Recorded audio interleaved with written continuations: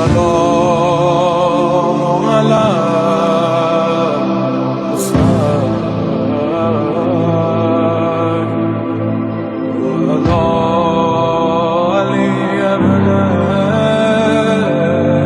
ومحياي ومماتي لله رب العالمين لا شريك له بذلك أمرت وأنا أول المسلمين.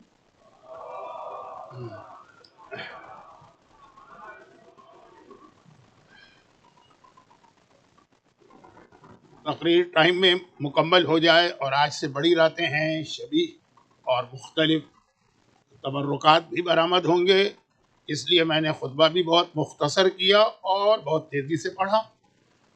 اور یہ جو جملہ میں نے کہا اس کا ایک مقصد اور بھی ہے. آج کی رات سے جو زیارات برآمد ہوتی ہیں یا تبرکات، اس کی وجہ سے مجلس کے آخر میں مصائب کے بعد دعا کا وقت نہیں رہتا، اور شاید میں 3 دفعہ اس سے پہلے آپ کو یاد دلا چکا ہوں. یاد کا مطلب یہ ہے کہ آپ جانتے ہیں، یہ نہیں ہے کہ میں آپ کی کوئی نالج بڑھا رہا ہوں، لیکن صرف دوبارہ ایک مرتبہ ریممبر کرانے کے لیے کہ یہ ایام اعضا کا یہ پہلا عشر اس اعتبار سے دعا کے لیے بہت اہم عشرہ ہے کہ معصومین اس میں خوش ہوتے ہیں. ہم غمگین ہوتے ہیں کہ ہم کربلا میں اتنا بڑا صدمہ اور اتنے مظالم، اور ہم اپنے کاروبار کی ترقی کی دعا کریں، ہم اپنی خوشحال زندگی کے لیے دعا کریں، لیکن ہمارا دل نہیں چاہتا اور آل محمد ہمارے اس طرز عمل کو ناپسند کرتے ہیں کریم ابن کریم کے حوالے سے، تو دعا کے مرحلے کو ہم چھوڑ نہیں سکتے. تو ہمارا طریقہ یہ ہے کہ ان دنوں میں مجلس کے شروع میں دعا ہو جاتی ہے، لیکن مختصر اس لیے کہ ٹائم نہیں ہے اور وقت میں ساری چیزیں کمپلیٹ کرنا ہے کہ اللہم انی اسألک بحق فاطمۃ وابیہا وبالہا وبنیہا والسر المستودع فیہا عدد ما احاط بہ علمک واحصی بہ کتابک. پروردگارہ شہزادی کونین کا واسطہ کہ اس وقت انہی کے بیٹے کی صف عزا بچھی ہے جس پر ہم ان کو پرسہ دینے کے لیے آئے ہیں.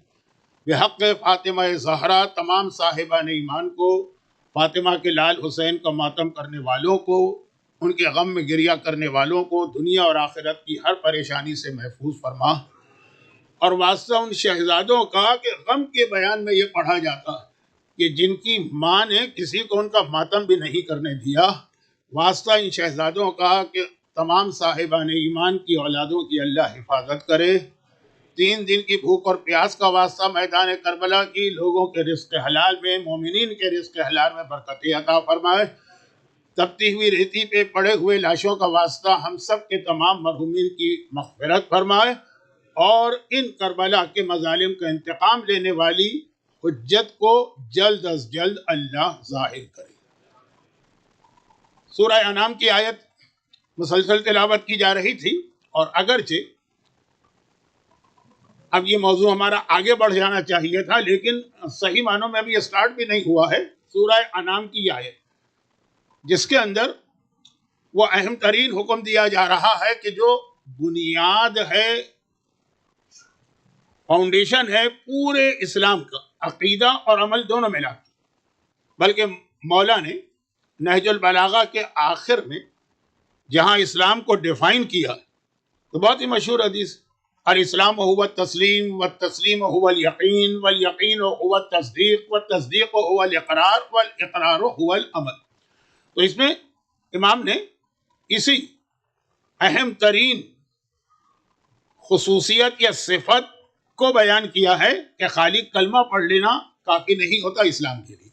تو ابھی باتیں بہت کرنا تھی، یہ میں نے تمہید میں ایک جملہ کہا، لیکن کچھ ایسے مسئلے ہیں جن کو بیان کرنا ہے. بعض مومنین نے مجھ سے کچھ سوالات کیے تو میں اس کی ایک معذرت کر لوں، اور وہ یہ ہے کہ جو فقہی مسائل ہوتے ہیں اگرچہ دنیا میں ہر جگہ میں اس کا جواب ضرور دیتا ہوں، وہ تو واجبات کے مسائل ہیں، اصل چیز تو وہی. لیکن جہاں پر حجت الاسلام والمسلمین مولانا سید محمد رضوی صاحب جیسا فقہ پہ کمانڈ رکھنے والا عالم موجود ہو، وہاں پہ میں اس کو ایوائڈ کرتا ہوں. اچھا، میرے چونکہ مولانا سے بہت اچھے اور بہت پرانے تعلقات ہیں، تو مجھے اچھی طریقے سے پتا ہے کہ شاید یہاں کے مومنین اس اعتبار سے بڑے خوش قسمت کہ فقہ پر اتنی کمان رکھنے والا ریزیڈنس عالم آپ کو دنیا میں کہیں اور نہیں ملے گا۔ تو اب اس میں ہوتا یہ ہے کہ کبھی کبھار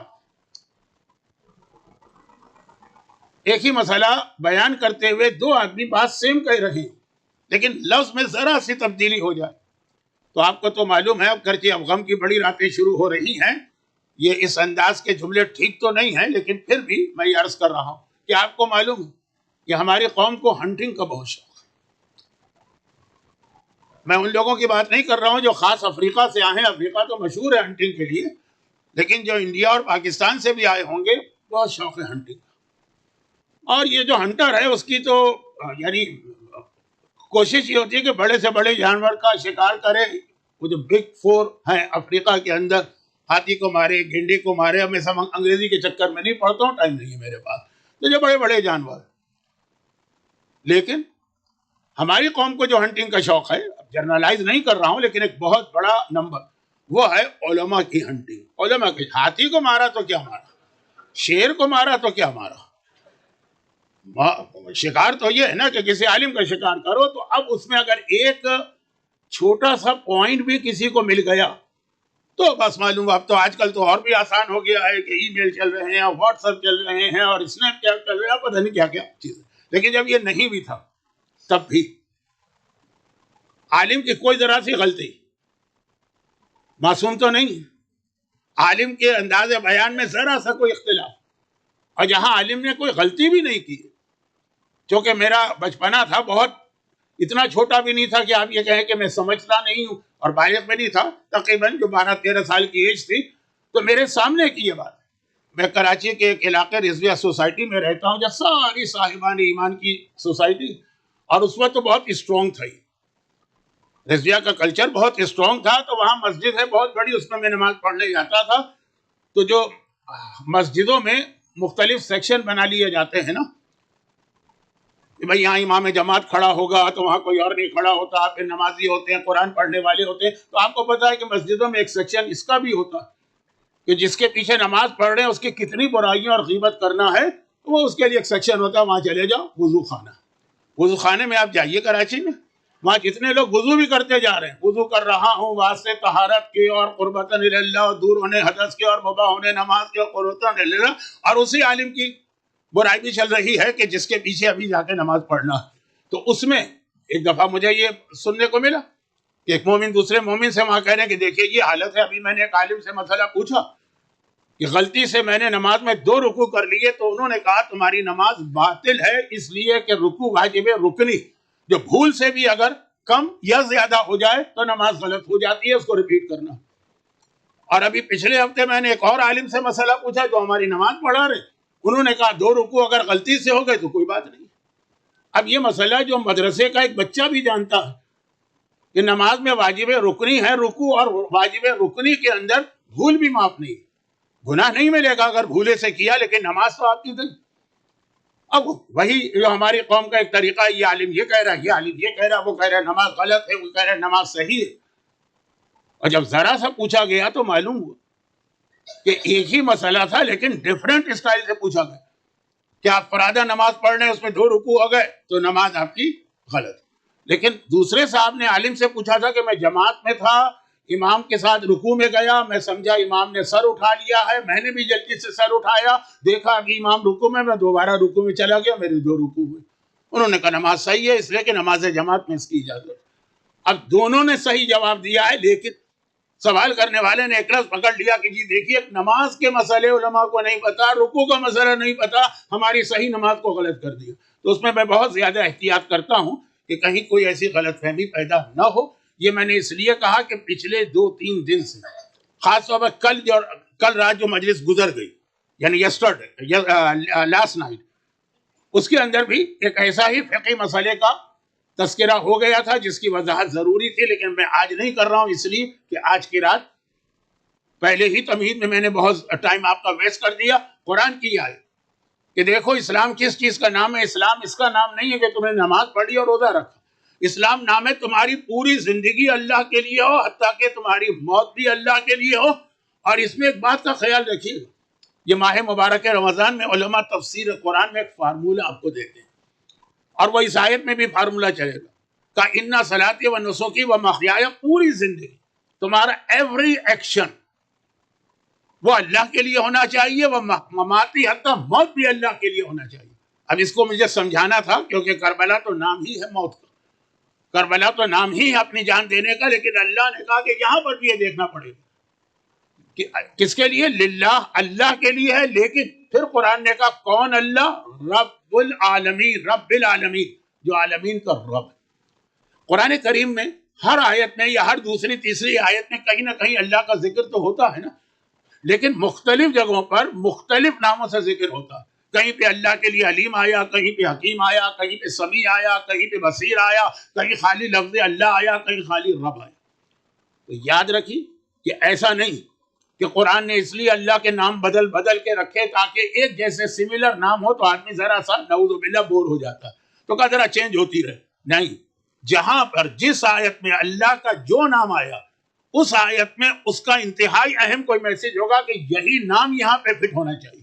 اگر اللہ ہی کا کوئی اور نام وہاں پہ آپ لے کے آ جائیں، وہ چور والا واقعہ تو بہت مشہور ہے، میں پڑھ نہیں رہا ہوں، کہ وہاں پہ آیت میں رحیم ہے، آیت میں وہاں حکیم ہے، غلطی سے آدمی نے پڑھ لیا رحیم، عربی جاننے والے نے کہا کہ تم نے غلط پڑھا۔ ہو ہی نہیں سکتا کہ اللہ چور کی سزا بیان کرے اور رحمت کا تذکرہ بھی کر لے، تو سزا بیان کرنے کا فائدہ کیا ہوا؟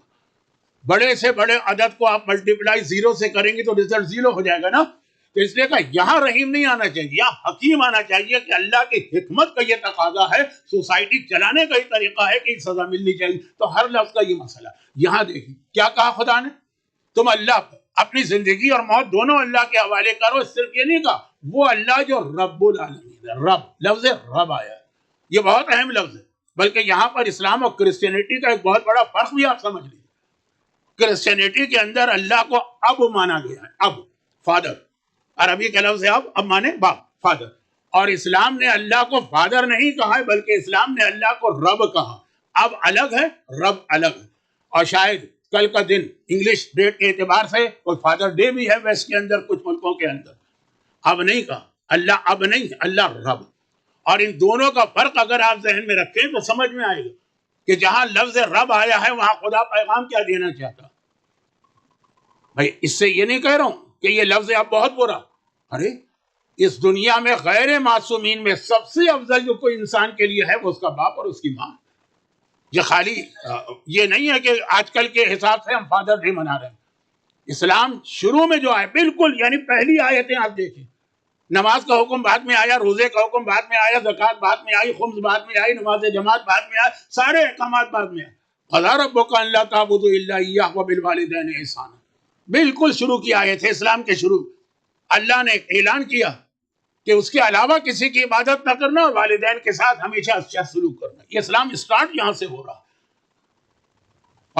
فادرز ڈے جو ہے وہ ایک خالی ایک رسمی چیز نہیں، اور اتنا اہم ہے یہ پیغام، اتنا اہم ہے یہ پیغام کہ ایک جملہ میں اس لیے بھی کہہ رہا ہوں کہ ایام اضحیٰ کا پہلا عشرہ تقریباً فنش ہونے جا رہا، تو عاشورے کی مجلس میں آپ ایک بار پھر زمانے کے امام کو یاد کریں گے، جب ایک دوسرے سے ملاقات کریں گے اور پرسہ دیں گے زمانے کے امام کو، تو زمانے کے امام کے حوالے سے ایک جملہ میں عرض کر رہا ہوں۔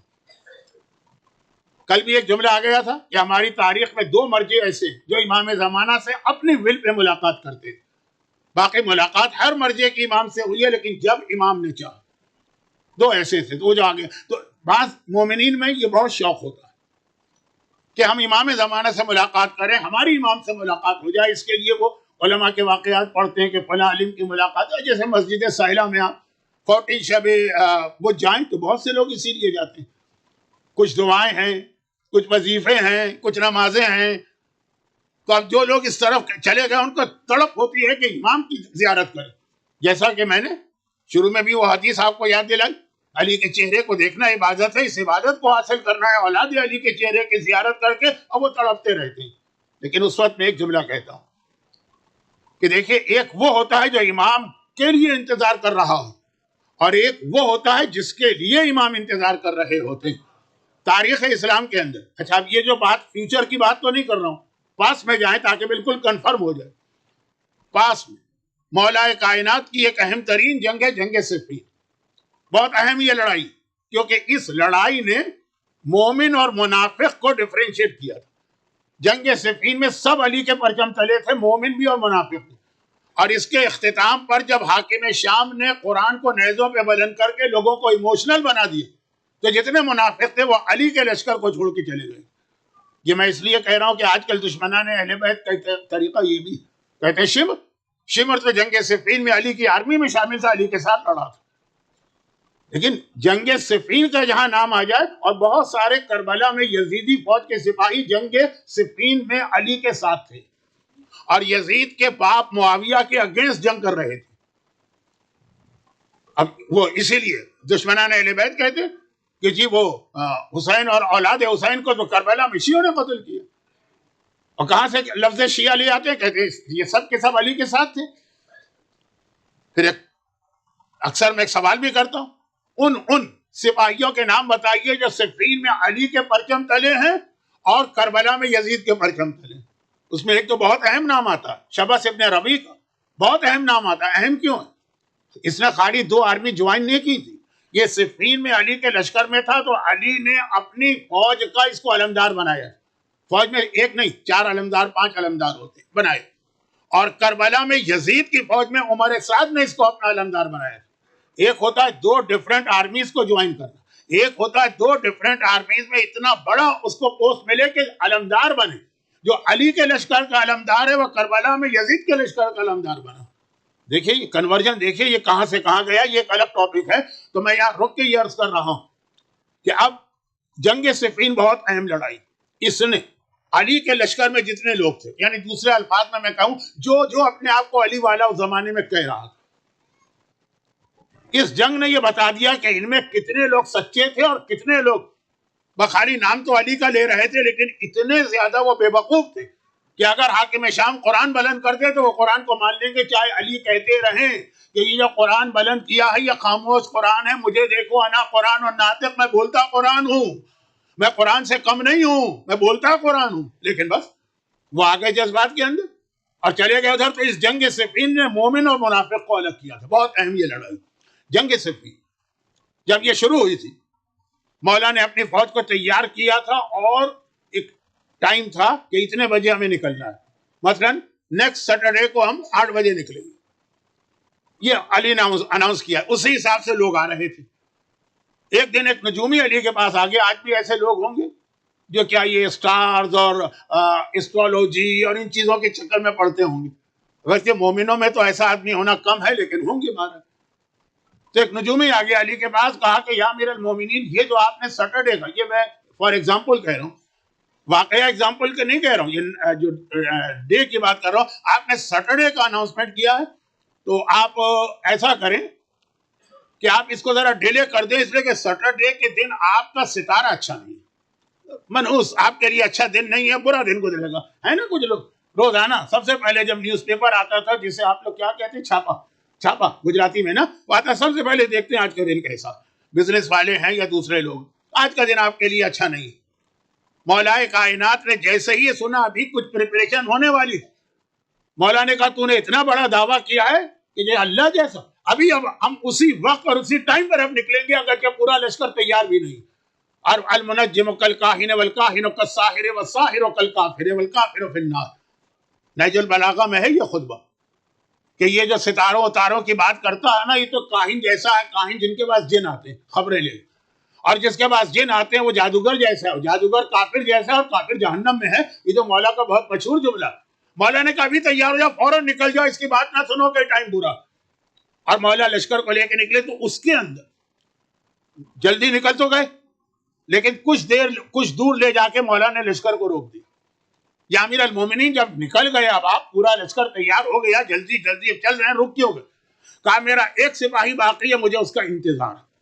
علی انتظار کر رہے ہیں، علی کہہ رہے ہیں میرا ایک سپاہی باقی ہے، مجھے اس کا انتظار کرنا ہے۔ یہ کون ہے جس کا انتظار امامت کر رہی ہے؟ ساری کائنات امام کا انتظار کرتی ہے، اور یہ امامت اور علی جیسی امامت۔ دیکھیں ہمارا عقیدہ تو ہے کہ 12 امام برابر ہے، لیکن رسول اور علی کا اسٹیٹس باقی 11 سے زیادہ ہے، اور اس کی روایتیں بھی ہیں، اور اس کے بارے میں کچھ حدیثیں بھی ہیں ظہور امام کے بعد علی کا جو اسٹیٹس ہے 11 امام سے بھی افضل ہے. اور یہی وجہ ہے کہ زیارت امین اللہ کے اندر جب آپ زیارت پڑھتے ہیں کہ مولا کے روضے پہ پڑھیں گے تو السلام علیکم یا امیر المومنین کہیں گے. معصوم نے باقی 11 اماموں نے کہا ہم کو بھی امیر المومنین نہ کہنا. یہ صرف ہمارے دادا کا ٹائٹل ہے، ان کی فضیلت ہم سے زیادہ.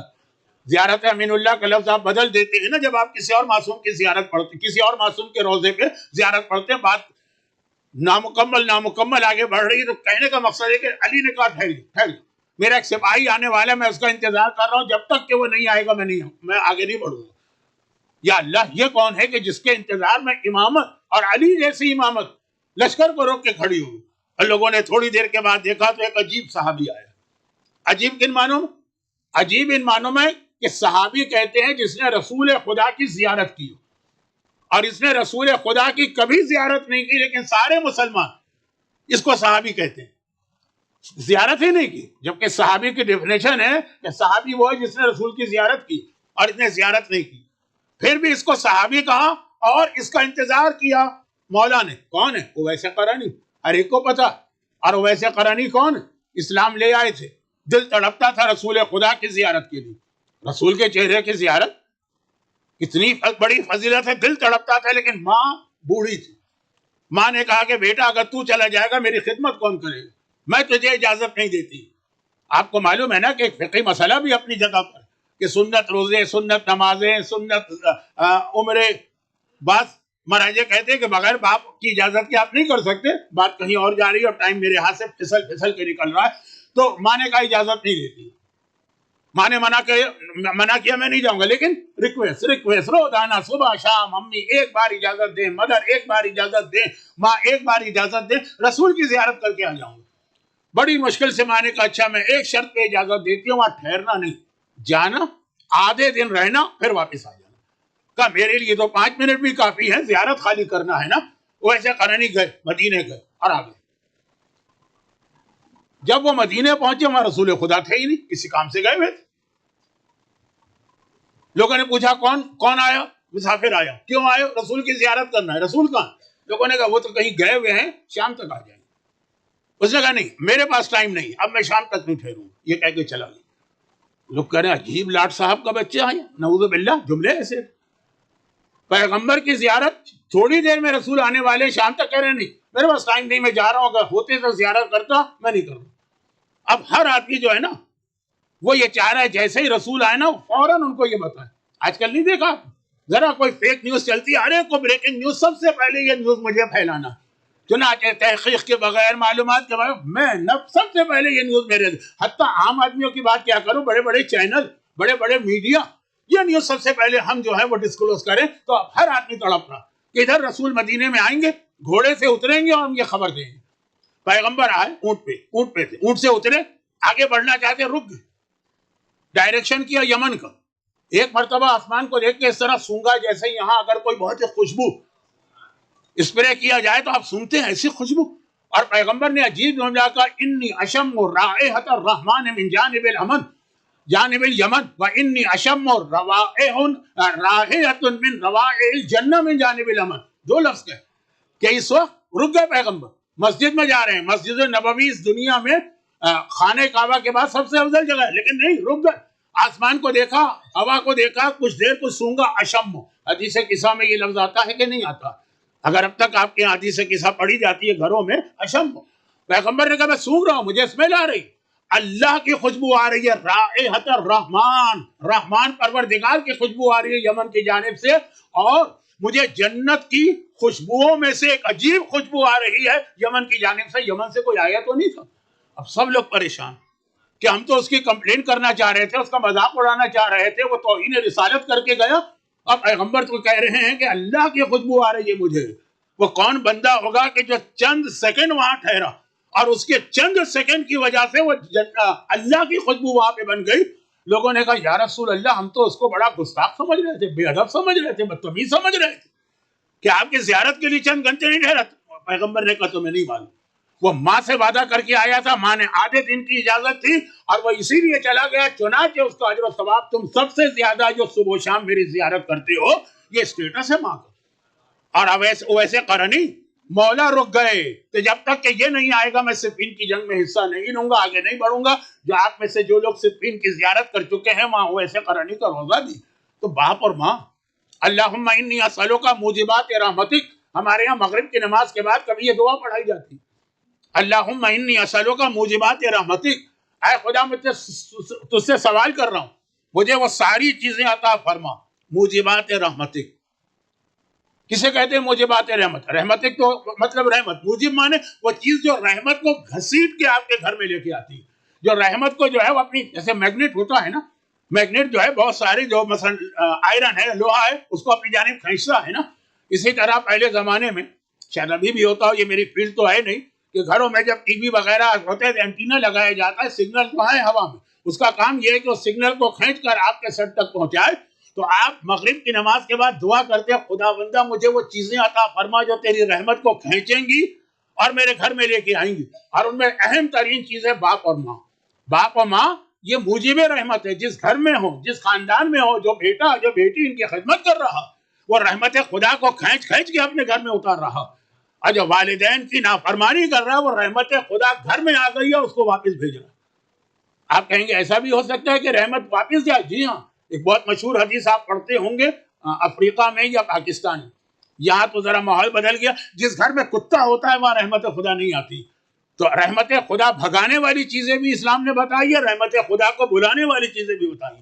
اور اہم ترین چیز جو رحمت خدا کو بلاتی ہے وہ باپ اور ماں. خیر ابھی تو فادرز ڈے ہے، لیکن بہرحال جب بات آئی تھی تو دونوں کا، باپ اور ماں کا ذکر ساتھ ہے.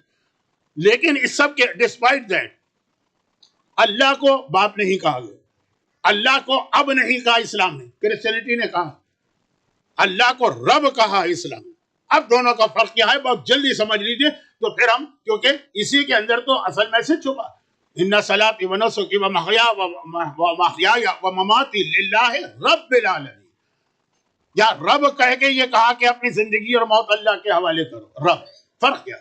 اب اسے کہتے ہیں جس کی ضرورت. انسان کو اپنی پوری زندگی میں ضرورت کی بات کر رہا ہوں، صرف ایک بار پڑتی ہے، اور اس کے بعد پھر وہ نہ بھی رہے تو آدمی کا اپنا جو ایگزسٹنس ہے، وجود ہے، وہ باقی رہتا. جب کوئی چیز بنائی جا رہی، جیسے یہ جو اس وقت ممبر آپ کے سامنے ہے، جس کارپینٹر نے بنایا، صرف اس دن اس کی ضرورت تھی جس دن اس نے ممبر بنایا.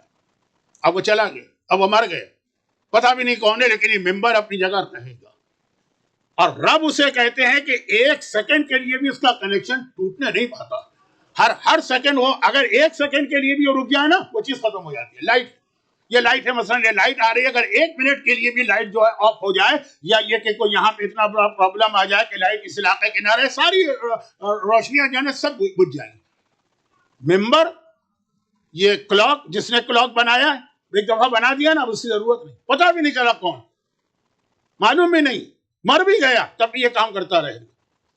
لیکن جو چیز ہر سیکنڈ آپ کو چاہیے، جس کے لیے شارٹیسٹ مثال میں لائٹ کی ہی دے سکتا ہوں کہ اگر لائٹ کا فیلئر ہو جائے، کوئی بریک ڈاؤن ہو جائے، لائٹ، ساری چیزیں بند. اس لائٹ خالی یہ نہیں ہے کہ پہلے جب یہ سٹارٹ کرو تو لائٹ ہونا چاہیے پھر چلی جائے تو کوئی بات نہیں، نہیں، ہر وقت اس کی ضرورت ہے. تو اب اسے کہتے ہیں جس کی ضرورت صرف ایک وقت تھی، جس کی وجہ سے ہم دنیا میں آ گئے. اور اب جو سائنس ترقی کر گئی ہے اور ڈی این اے اور جو کچھ ہے، اس کے اعتبار سے تو ایک دفعہ بھی ضرورت نہیں ہے. شاید بغیر باپ اور بغیر ماں کے درختوں پہ بچے پیدا ہوں گے. اور یہ میں مذاق کی بات نہیں کر رہا ہوں، اس پہ ہمارے مراجع کے فتوے بھی آ چکے ہیں کہ جب بغیر باپ اور بغیر ماں کے بچے پیدا ہوں گے تو پھر کیا ان کے پیچھے نماز پڑھ سکتے ہیں، جس کی پہلی شرط یہ ہے کہ بچہ دنیا میں حلال طریقے سے آیا ہو. یہ فتوے آ چکے ہیں پورے، بہت ریسرچ ہو چکی ہے. اور آج نہیں، یہ میں 60s کی بات کر رہا ہوں، اس وقت یہ ریسرچ ہوئی تھی جب ہمارے اچھے خاصے پڑھے لکھے لوگوں نے ڈی این اے کا نام نہیں سنا تھا اور یہ چیزیں نہیں تھی. تو خیر خلاصہ یہ کہ باپ کی ضرورت صرف ایک بار پڑتی ہے. اسی لیے اگر بچہ ماں کے پیٹ میں آ گئے اور فوراً باپ مر بھی گئے، ابھی پیدا بھی نہیں ہوا بچے میں فرق نہیں پڑے گا، وہ پیدا ہوگا اور بالکل اسی طریقے سے پیدا ہوگا جس طریقے سے اگر کسی کا باپ زندہ ہو، کیونکہ باپ کی ضرورت صرف ایک لمحے کے لیے پھر ختم. لیکن رب اسے کہتے ہیں جس کی ضرورت ہر سانس کے ساتھ ہے. ایک لمحے کے لیے آپ کا اس سے کنیکشن ٹوٹ جائے، ختم ہو جائے گی. تو اللہ اب نہیں ہے کہ صرف ایک بار ضرورت تھی جب اس نے ہم کو بنایا. اللہ رب ہے کہ ہماری ہر سانس اور ہمارا ہر ایکشن اور ہمارا ہر سیکنڈ ایک لمحے کے لیے اللہ ہماری طرف سے توجہ ہٹا لے، سب ختم ہو جاتا.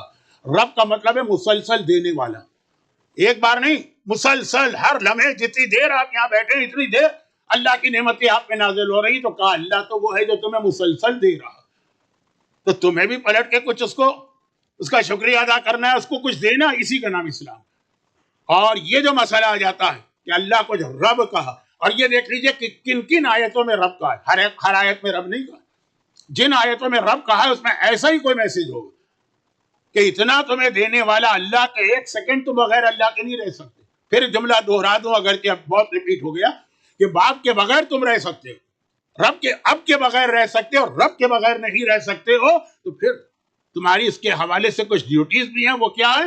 وہ یہی ہے کہ اِنَّ صَلَاتِي وَنُسُكِي وَمَحْيَايَ وَمَمَاتِي لِلَّهِ رَبِّ الْعَالَمِينَ. اور جنہیں اس چیز کا ریئلائز ہو جائے تو ان کے لیے یہ 17 رکعت نماز جو ہے نا، وہ کچھ نہیں ہے.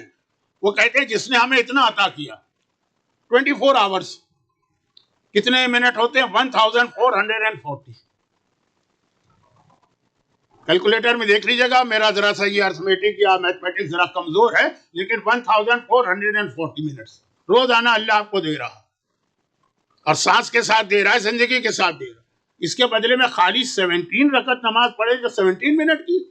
جنہیں ریئلائز ہے کہ اللہ کس طرح ان کو دے رہا ہے، وہ 17 رکعت نماز کو تو نماز ہی نہیں سمجھتے. توہین کی نیت سے نہیں کہہ رہے کہ اتنا سا بس. ان کے پھر حالات آپ پڑھیں گے کہ ایک رات میں، ایک دن میں ہزار رکعت نماز پڑھا کرتے ہیں. وہ احساس کے ساتھ اتنا دینے والا، کچھ تو ہم بھی اس کا حق ادا کریں. جن کو صحیح معنوں میں احساس ہو جائے پھر وہ اللہ کے لیے ہر قربانی دیں گے. ہماری عورت خالی ایک حجاب نہیں کر پا رہی، وہ اس کے لیے اتنا بڑا بوجھ بن رہا. ہمارا ایک بزنس مین چیٹنگ اور فراڈ سے نہیں بچ پا رہا ہے، گورنمنٹ کے قانون کی وجہ سے احتیاط کرتا ہے، شریعت کے قانون کی وجہ سے احتیاط نہیں کرتا. وہ اللہ جو اتنا دے رہا، لیکن جن کو اس کا ریئلائز ہو گیا پھر ان کے لیے یہ واجبات اسلام کے، یہ حرام سے بچنا کیجیے. اب نوجوانوں سے کہا جائے کہ تم سنگنگ سے اپنے آپ کو بچاؤ، وہ کہتے ہیں لائف بہت بورنگ ہو جائے گی، اس کے بغیر تو کوئی کام ہی نہیں کر سکتے. ایسا ایڈکٹ بنا دیا ہے اس کا میوزک اور سنگنگ کا. میوزک اور سنگنگ ایک الگ سبجیکٹ ہے جو فقہی مسائل میں آتا ہے، لیکن میں اس کی مثال دے رہا ہوں اور ایکچوئل ریئل بات کہہ رہا ہوں. لوگ کہتے ہیں مولانا کھانا نہیں کھایا جاتا اگر ذرا سی میوزک نہ بج رہی اور گانے وانے نہ ہو. خواتین جب تک کچن میں کام کرتی تھی، اب تو آپ کرتے ہوں گے. اچھا خیر، تو خلاصہ یہ کہ شہید دستغیب شیرازی جیسا عظیم عالم یہ لکھتا کہ میں شہر شیراز میں پیدا ہوا اور میرا بچپنا وہاں گزرا. شیراز ایران کا بہت ہی ماڈرن شہر تھا اس زمانے میں. اس کے باوجود کہہ رہے ہیں کہ ہمارے گھر کی عورتیں یا جتنے عام مومنین کی عورتیں وہ کچن میں کام کرتی تھی تو حدیث قصہ سے کام کا اسٹارٹ ہوتا. سب سے پہلا کام ہوگا حدیث قصہ یا مثلا سورہ یاسین کی تلاوت، پھر کچن شروع ہوگا. بلکہ جو زیادہ ریلیجس ٹائپ کی عورتیں تھیں وہ کھانا پکا رہی ہیں تو اس کے ساتھ یہ دعائیں اور تلاوت قرآن ہے کہ ایک مومن کے پیٹ میں رزق حلال جانا چاہیے. دیکھیے یاد رکھیے گا، 2 الگ لفظ ہیں جس کو سمجھانے کا میرے پاس ٹائم نہیں ہے. حلال ایک لفظ ہے، طیب ایک لفظ ہے. حلال اور حرام الگ ہے، اور طیب ایک الگ لفظ ہے، پاک و پاکیزہ. مومن کے پیٹ میں طیب غذا جانی چاہیے تو وہ ہر روٹی جو بناتی ہیں اس کے ساتھ ساتھ قرآن یا دعا پڑھتی چلی جاتی ہے. کہ کوئی زمانہ اور ایک میرا زمانہ ہے اب جو میرا بڑھاپا آیا. یہ بات ہو رہی ہے بیفور ریولیشن، کہ بغیر میوزک اور گانوں کے کچن میں عورت سے کام نہیں ہو رہا ہے، مسلسل ہونا چاہیے. تو اب کھانے کی بات ہو، ڈرائیونگ کی بات ہو، گھر کے کاموں کی بات ہو، آفس کی بات ہو، ہر جگہ میوزک چلتا. وہ بیک گراؤنڈ میوزک اور گانے، اور اس لیے کہ لوگ کہتے ہیں. چلے سمجھ میں آ گیا، سمجھ میں تو نہیں آیا لیکن بہرحال ایک عادت بن گئی. مجھے وہ نوجوان بھی ملا، اور ملا ہے، ایسا نہیں کہ مذاق کر رہا ہوں مجھ سے، جس نے کہا مولانا مجھ سے نماز نہیں پڑھی جاتی ہے جب تک کہ بیک گراؤنڈ میوزک نہ چل رہا ہو.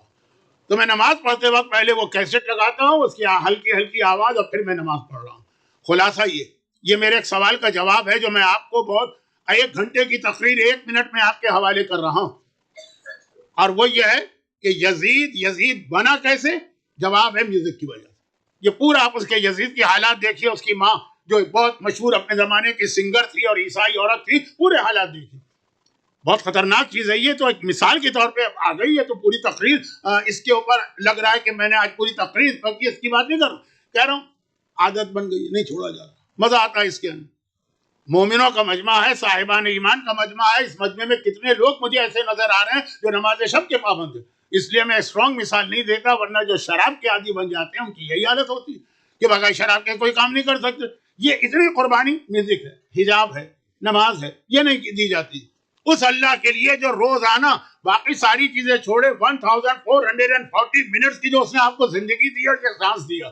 یہی کتنی بڑی نعمت ہے. لیکن جن کو ریئلائز، وہ کہتے ہیں یہ چیزیں، یہ قربانیاں، یہ حرام سے اپنے آپ کو بچانا اللہ کے لیے، یہ کچھ بھی نہیں. اللہ نے تو اتنا دیا ہے کہ ہم اپنے آپ کو اللہ پہ قربان کر دیں، ہم اپنی جگر کے ٹکڑوں اور اپنی اولادوں کو اللہ پہ قربان کر دیں. میدان کربلا آپ کو اسی کی ایگزامپل نظر آئے. وہاں کسی ماں کی یہ خواہش نہیں تھی کہ میرا بیٹا بچ جائے. ہر ماں کی خواہش یہ تھی کہ میرا بیٹا سب سے پہلے مرے.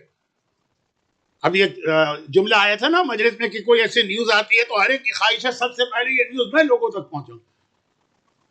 یہ قرآن اور امام نیکیوں کے لیے کہہ رہے سارعوا الی مغفرۃ والخیرات. جب کوئی نیکی کا کام ہو سارے اس صورت کے ساتھ دوڑ کے جاؤ، کوشش کرو کہ یہ نیکی کا کام سب سے پہلے تم کرو.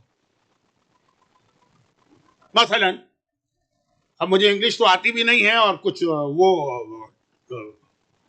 آواز بھی تھوڑی لو تھی، تو غالباً کوئی ڈونیشن کی بات ہو رہی تھی. مثلا میرا اندازہ یہ ہے، اب سارے کوشش یہ ہو کہ اس میں سب سے پہلے ہمارا نام ہونا چاہیے. یہ ہر نیکی کے لیے اسلام نے اصول بنایا ہے. چنانچہ وہ ایک الگ ٹاپک ہے اور ٹائم بہت گزر گیا. جلدی کرو، فوراً کرو، جلدی. فوراً کا مطلب یہ کہ سب سے پہلے کرو. اسی لیے آپ دیکھیں نماز کتنا اللہ نے ہم کو ٹائم دیا ہے. ظہر کا ٹائم کتنے گھنٹے تک رہتا ہے، لیکن جتنا ثواب اول وقت کا ہے اتنا ثواب آخر وقت کا نہیں کہ یہ مومن. تو اب یہ تو بات ہو رہی ہے ہمارے آپ کے لیول کی. کربلا میں ہر ماں یہ چاہ رہی تھی کہ نہ صرف یہ کہ اس کا بیٹا راہ خدا میں مارا جائے، بلکہ سب سے پہلے مارا جائے. اور عجیب انداز تھا کربلا کے ان بچوں کا کہ وہاں پہ مائیں ہر ایک کے بچوں کے لاشے پہ روئی. رونے میں اسلام منع نہیں کرتا، لیکن جب ان کے اپنے بچے آتے تھے کوئی ماں نہیں روتی تھی. لیلا قاسم کے لاشے پہ روئی، لیلا انو محمد کے لاشے پہ روئی، لیلا اصغر کے لاشے پہ روئی یا اصغر کا شہادت تصور کر کے روئی، اکبر کے لاشے پہ نہیں. ام فروہ اکبر کے لاشے پہ روئی، انو محمد کے لاشے پہ روئی، اپنے قاسم کے لاشے پہ نہیں روئی. اور پھر بھی یہ سب کہنے کے بعد بھی یہ سمجھتی ہیں کہ ہم نے حق ادا نہیں کیا. خوش زینب کبریٰ کا جملہ ہے نا کہ جب آقا حسین کے لاشے کو 11 محرم کو دیکھا، خدا بندہ یہ ہمارے خاندان کی طرف سے تیرے لیے قربانی ہے، آدھا قربان. بات بہت پھیل رہی. لیکن ایک اعتبار سے سب سے زیادہ دردناک شہادت، ٹریجک شہادت انو محمد کی. اور اس کی وجہ یہ ہے جو میں نے شروع میں بھی ایک جملہ کہا کہ انو محمد کربلا کے وہ شہید تھے کہ ان کی ماں خود تو ماتم کر ہی نہیں رہی ہے، بیویوں کو بھی روک رہی ہے کہ نہیں ماتم نہیں کرو. خود اکبر کے لاشے پہ زینب کس طرح روئی، یہ آپ 2-3 دن کے بعد مجھ سے بھی سنیں گے اور ساری زندگی سنیں. یعنی بیویوں کو روکا نہیں جا رہا ہے، دوسرے لاشوں پہ ماتم کر رہے تھے. اپنی اولاد کا ماتم نہ کرو، سمجھ میں آتا. لیکن انو محمد کے لیے تو زینب نے کہا میں خود بھی نہیں روں گی اور کسی اور کو بھی نہیں رونے دوں گی. حتیٰ حالت یہ تھی کہ بعض کتابوں میں لکھا ہے، اب یہ حدیث کی وہ کتابیں تو ہیں نہیں کہ جس کو ہم اس طرح سے ایتھنٹک اس کا کرائٹیریا بنائیں، لکھا کہ جب اہل بیت شام میں رہا ہوئے تھے اور کٹے ہوئے سر آئے تھے ان کے، تو ہر بیوی کو سر دیا تھا. انو محمد کا سر زینب نے اپنی گود میں نہیں لیا. حتیٰ شام کی عورتیں آ کے پوچھ رہی تھی مولا سجاد سے یا دوسری عورتوں سے کہ کیا یہ جو 2 کٹے ہوئے سر نظر آ رہے ہیں چھوٹے چھوٹے، ان کی ماں زندہ نہیں؟ بھئی فروہ نے قاسم کا سر اپنی گود میں لے لیا، لیلا نے اکبر کا سر اپنی گود میں لے لیا، رباب نے اصغر کا سر اپنی گود میں لے لیا. ام کلثوم کی اگر اولاد نہیں ہے تو چھوٹا بھائی اولاد کی طرح عباس کا سر گود میں لے لیا. یہ 2 بچوں کو ان کا کوئی والی نہیں ہے، کوئی وارث نہیں ہے، کیا ان کی ماں زندہ نہیں ہے؟ کہ یہ گوشے میں ہے، تب مولا سجاد کو کہنا پڑا تھا کہ ان کا وارث تو میں ہوں، ان کا ماتم تو میں کروں گا. زینب تیار نہیں.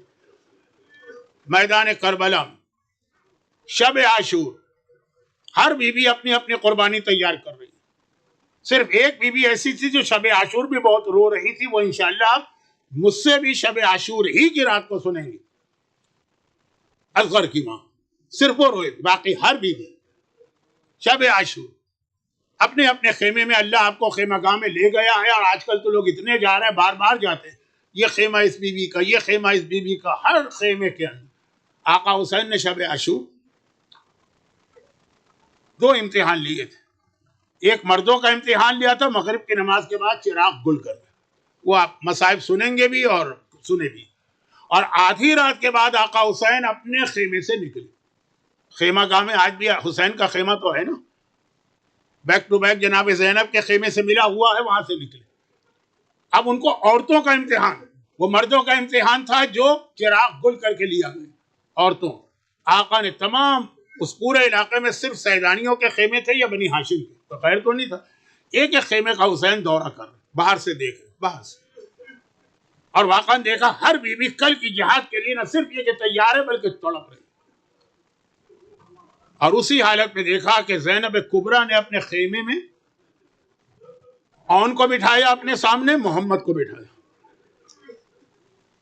اور ان کو یاد دلایا جا رہا، بیٹا اون و محمد تم جعفر طیار کے پوتے ہو اور تم حیدر کرار کے نواسے ہو.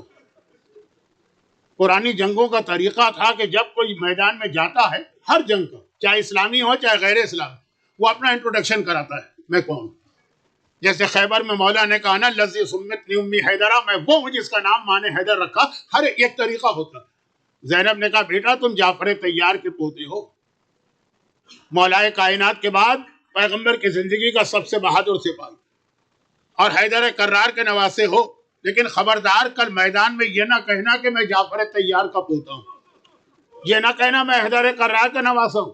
ایسا جہاد کرنا کہ دشمن پکار اٹھے کہ تو جعفر طیار نظر آ رہے، یہ تو حیدر کرار نظر آ رہے. 9 سال کے بچے سے، 10 سال کے بچے سے ماں اگلی وصیت بڑی عجیب کرتی، بڑی عجیب وصیت کرتی ہے. شب عاشور کہتی ہے بیٹا مجھے پتا ہے، میں نے تمہیں پالا ہے نا، مجھے پتا ہے تم جعفر طیار اور حیدر کرار کی بہادری کے وارث ہو. جب تم فرات پہ قبضہ کر لو گے، پورے یقین کے ساتھ ماں کہہ رہی ہے، جب تم دریائے فرات تک پہنچ کے قبضہ کر لو گے تو خبردار تمہاری ماں یہ نہ سنے کہ تم نے پانی پی لیا. جب تک کہ پہلے اصغر کو پانی نہیں ملے اس وقت تک پانی نہ پینا. اور ایک بار دونوں بچے جوش میں انگڑائی لیتے ہیں کہ اماں کل دیکھنا ہمارا جہاد کیسا ہوتا. اگلے دن صبح کا وقت آ گیا. حسین نے ترتیب یہ رکھی کہ پہلے اصحاب قربانی دے رہے، انتظار ہوتا رہا. اور جیسے ہی بنی ہاشم کی باری آئی، سب سے پہلے زینب کبریٰ نے کہا بیٹا اون، بیٹا محمد تمہیں مقتل میں جانا. لیکن سب سے پہلے اون و محمد نہیں گئے، علی اکبر گئے. زینب نے دیکھا اکبر کا لاشا آیا، پھر کہا اون و محمد تمہیں جانا. ہر شہید کا لاشا آتا ہے لیکن اون و محمد نہیں گئے. اب جو اون و محمد آئے ایک لاشے کے ساتھ، تو ماں نے انتہائی ناراضگی کے عالم میں منہ پھیر لیا. ہماری اور آپ کی ایک عام ماں ہم سے ناراض ہو جائے تو ہماری دنیا اور آخرت تباہ. اون و محمد کی ماں تو ثانی زہرا زینب کبریٰ ہیں. بچوں نے دیکھا ماں ناراض ہے، تڑپ کے کہا اماں ہماری غلطی تو بتا دے. کہا میرے اکبر کا لاشا آ گیا، میرے قاسم کا لاشا آ گیا، تم اب تک زندہ ہو، تمہارے لاشے نہیں آئے. ہاتھ جوڑ کے کہا کہ اماں کسی سے بھی پوچھ لیں، سب سے پہلے ہم دوڑ کے ماموں کے پاس جاتے ہیں، لیکن ماموں ہمیں اجازت ہی نہیں دے رہے. دیکھیں ایک جملہ آپ کے ذہن میں تو ہے نا، اور آپ سنیں گے بھی اور ہر سال سنتے بھی، کہ زینب کو علی اکبر سے اتنی محبت تھی کہ اپنی اولاد سے زیادہ. باقی بات نہیں کہہ رہے. جب زینب کو بھائی کی اولاد سے اتنی محبت ہے تو کیا حسین کو زینب کی اولاد سے اتنی محبت نہیں ہوگی؟ بار بار جاتے ہیں اور ماموں منع کر دیتے ہیں. زینب نے کہا اچھا چلو میں تمہیں اجازت دلواتی ہوں. حسین کے پاس آئیں، چونکہ جناب قاسم کے مصائب میں بھی ایک ذرا سملر جملے ہیں، اس لیے میں وہاں پڑھوں گا، آج چھوڑ رہا ہوں. اور حسین سے کہا کہ میرے بچوں کو میدان میں جانے دو. بہن کے مجبور کرنے پہ حسین تیار تو ہوئے، بچے چلنے لگے، روک دیا. کہا بھی رک جاؤ بھیا، ایک کام اور کرنا. اس ٹینٹ میں گئی کہ جہاں سامان رکھا تھا، اور باکس کھول کے 2 امامے لے کر آئیں اور ایک مرتبہ حسین کے سامنے رکھے. کہا ان میں سے ایک امامہ ان کے دادا جعفر طیار کا ہے، اور ان کو یہ امامہ پہنا. ایک امامہ ان کے نانا اور میرے بابا حیدر کرار کا ہے، محمد کو یہ امامہ پہنا. بچے چھوٹے ہیں تو کیا ہوا، جائیں گے اسی شان سے جو جعفر طیار کی شان ہے، جو حیدر کرار کی شان ہے. دونوں بچے اتنے چھوٹے تھے کہ انہیں بھی جناب قاسم کی طرح انہیں بھی گود میں لے کے بٹھایا گیا، اور یہ گھوڑے پہ چلے اور جہاد کیا. اور ایسا جہاد کے واقعاً فرات پہ قبضہ ہونے والا ہے. عمر سعد چیخا، ایک سپاہیوں، یہ بچے حیدر کرار کے بچے ہیں، اس طرح نہیں مار سکتے، ان کو الگ کر دو، ان کو اس طرح الگ کرو، دونوں ساتھ لڑ رہے ہیں نا، الگ کرو، اس کے بعد ان کا مارنا آسان ہے.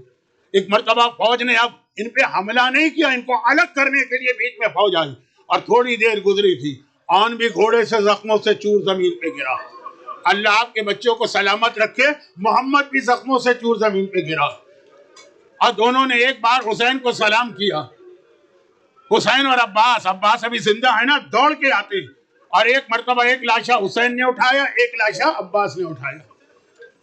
اب پہلے زمانے میں ہر فوج کا طریقہ تھا، اور یزیدیوں کا تو خاص طور پہ طریقہ تھا کہ جب کسی کو شہید کرتے تھے نا، تو پھر وہ جو فوجی نقارے ہوتے ہیں، بغل ہوتے ہیں، طبل ہوتے ہیں، ڈرم ہوتے ہیں، وہ بجانے لگتے خوشی کے عالم میں. چنانچہ ادھر یہ لاشیں زمین سے اٹھائے گئے، اور ادھر فوج میں خوشی کے شادیانے بجنے لگے. اچھا، بیویاں خیمے کے اندر، انہیں نہیں پتا ہوتا، ہر شہید کے لیے انہیں نہیں پتا ہوتا باہر کیا ہو رہا ہے.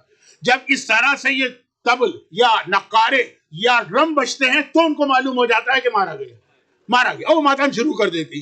ادھر جو اب یہ جو طبل بجنے لگے، نقارے بجنے لگے، تو ادھر بیویوں نے خیمے میں ابھی ماتم شروع کر دیا، لاشیں تو آ رہے ہیں، ماتم شروع کر دی.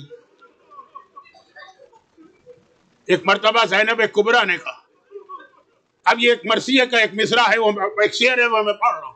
ایک مرتبہ زینب نے کہا، بیویوں خاموش ہو جاؤ، باجے والوں کی صدا زیر قنات آتی ہے، کیسے لاشیں میرے بچوں کی بارات آتی ہے. ماتم نہ کرو، خود دوسروں کو بھی روک رہی ہے. ایک بار حسین یہ دونوں لاشیں لے کے آئے، زینب کے قریب پہنچے، لاشیں زمین پہ رکھے. اون مر چکا ہے، محمد آخری سانسیں لے رہا. حسین نے کہا، زینب ایک میری خواہش ہے، یہ ابھی زندہ ہے، آخری سانسیں لے رہا ہے نا، بس اس کو ایک بار سینے سے لگا لو، ایک بار کلیجے سے لگا لو. ماں تو پھر بہرحال ماں تو ہے نا، جھکی، محمد کے سینے سے لگایا. آنکھ میں آنسو، ایک آنسو آیا، اور محمد نے صرف ایک سوال کیا. محمد دنیا سے گئے اور تابوت ابھی آ جائے گا. محمد نے صرف ایک سوال کیا، اماں اب تو ہم سے راضی ہو گئی ہے نا، اماں اب تو ہم سے راضی ہو گئی ہے نا. ہائے اون، ہائے محمد. کھڑے ہو کے زینب جو بھی یہاں طریقہ ہے زینب کبریٰ کو پرسا دیجیے. ہائے اون، ہائے محمد.